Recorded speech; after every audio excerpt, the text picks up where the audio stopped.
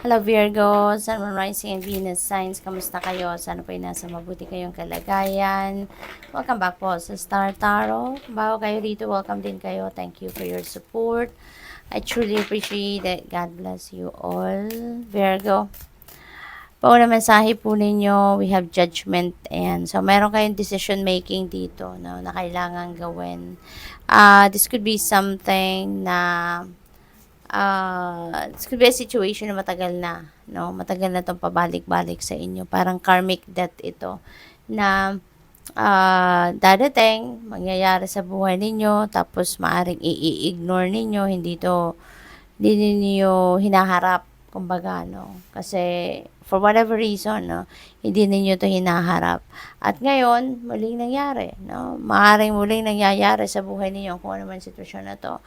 At ito na panawagan sa inyo na maybe it keeps coming back sa buhay ninyo because you never learned the lesson. Hindi pa rin ninyo natututunan kung anong lesson na dapat ninyo matutunan dito. Hindi nyo pa rin na-address kung ano man yung dapat na ayusin dito. Yung mga ganun ba? Hindi pa ninyo nasusolusyonan or sinusolusyonan yung sitwasyon na to. Kaya, pabalik-balik ito ngayon. No? It will continue to come back if sa ngayon, kunyari, i-ignore nyo pa rin, no? Page of Pentacles, napakaganda. There are good news coming your way, opportunities coming your way, Virgo, na related, no, sa inyong kaperahang aspeto. Pwedeng merong oportunidad dito for a new job, for a new income, diba? Baka merong bagong money path na magbubukas para sa inyo. Pwedeng bagong business venture, pwedeng gano'n, no? Or anything na source ng inyong kaperahan, no? So, pwedeng may ganong ganap dito sa buhay ninyo, Virgo. What else? We have 8 of Wands. Ayan. So, this is a fast-moving energy. Things are going to run smoothly. Sa ngayon, may mga bagay or situations dito na kailangan ninyong harapin, no? Kasi sayang, 'di ba? When the opportunity knocks, kailangan harapin niyo na 'to. Tingnan niyo agad, 'di ba? Kasi ang oportunidad naman it comes, 'di ba, sa buhay natin kasi yan ay para sa atin. No, kaya pero kung papabayaan natin, i-ignore natin, hindi natin papansinin, it will slip away from us, 'di ba? Kaya dapat ready kayo for anything, 'di ba? You need to be physically, mentally, and emotionally fit and ready for these opportunities, no, na dumating sa buhay ninyo. Okay? Pwede rin na meron kayong travel dito and this could be overseas travel opportunity para sa iyo. So, for whatever reason, baka meron kayong job opportunity overseas, pwede ganon, or baka pasyal ito, pwede rin ganon, or visiting family, no? So, depende sa inyong sitwasyon. We have 10 of Wands. Wow. So, this is ending and beginning energy. Pagod na kayo rito, Virgo. Meron kayong sitwasyon na napapaguran na kayo.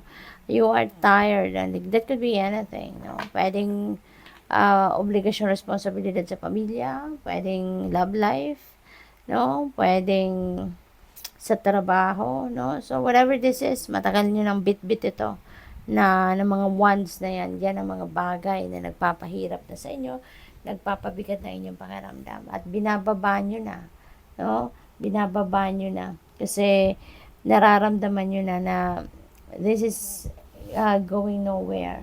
Parang siguro, nagtiis kayo, nagtyaga kayo because maybe you're also hoping for help pero wala, puro kayo, no? Kaya maaari ngayon parang i-give up nyo na to, no?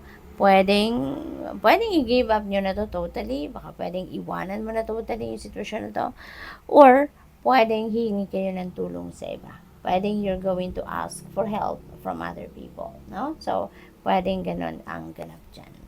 And then, alam niyo no, na pwede rin naman may makatulong sa iyo, no? Kaya lang, yun nga, in the past, hindi kayo humingi ng tulong kasi nagtitiis kayo, tiniis ninyo, kinaya ninyo. Pero ngayon, hindi na, hirap na kayo. Kaya eto na, magdedesisyon na kayo na it's about time na kailangan ng humingi ng tulong or kailangan mo ng ibigay na yan sa iba. We have collaboration, ayan. So, pwedeng may tutulong sa'yo, Virgo. Pwedeng hihingi kayo ng tulong dito. Someone is going to help you or a group of people or a number of people ang pwedeng magra-rescue sa inyo dito. No, welcome to the rescue. They will give you support, which is good. Mayroon din teamwork dito for some of you, no? Baka kayo ay makikipag-partner sa kung kanino man, makikipagtulungan sa kung kanino man. Illness, ayan, Virgo, ingat kayo ha. Kung meron kayong mga nararamdaman na meron na kayong mga pakiramdam ninyo there is something wrong, magpagamot na kayo or gamutin nyo na yung sarili ninyo, depende sa inyong sitwasyon.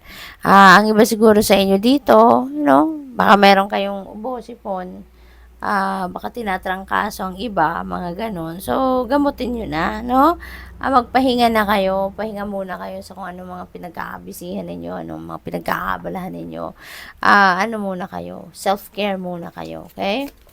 We have self-love. Ayan. Self-care is one manifestation of self-love. Kaya, ito yung kailangan ninyo sa ngayon. Alagaan ninyo muna ang inyong sarili. Okay? Magpagamot or gamutin ninyo ang inyong sarili, kung ano man ang kailangan ninyo para maging maganda ang inyong sitwasyon, maganda ang inyong pakiramdam, nang gawin nyo muna yan. Yan muna ang first priority ninyo sa ngayon. Maging maayos ang inyong pakiramdam. Okay? You're going to take pride, no? Of what you have done sa buhay siguro. Baka meron kayong mga accomplishments and achievements lately and you are going to be proud of yourself, no? Makakadagdag yan ng inyong makakadagdag yan ng inyong tawag dito, ng inyong pride, no? Yung self-worth ninyo, no? Parang mas magiging tawag dito, accomplished, no? Ang pakiramdam din ninyo sa ngayon. Good luck. Thank you for watching. Love and light. Namaste.